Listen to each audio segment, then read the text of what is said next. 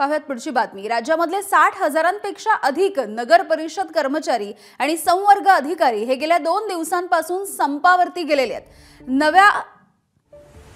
नव्याने आलेली unified pension scheme ही तात्काळ लागू करण्यात यावी अशी मागणी करण्यात आलेली आहे। नगर परिषदेच्या कर्मचाऱ्यांचं वेतन 2 महिने उशिरा होत असल्यामुळे त्यांना वेतनासाठी अनुदान हे 6 महिने आगाऊ देण्यात यावं अशी मागणी सुद्धा या कर्मचाऱ्यांकडून केली जाते आहे।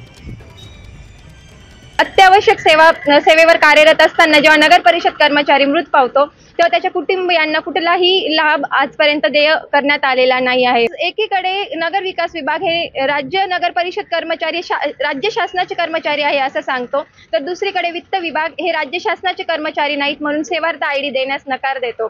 तसेच जे सेवानिवृत्तीनंतरचे लाभ अनुदेय असतात नगर परिषद कर्मचाऱ्यांना त्याच्यासाठी कुठलेही अनुदान शासनाकडून प्राप्त झालेले नाही आहे। या सर आमच्या या मूलभूत मागण्या आहेत। एबीपी माझा, उघडा डोळे बघा नीट।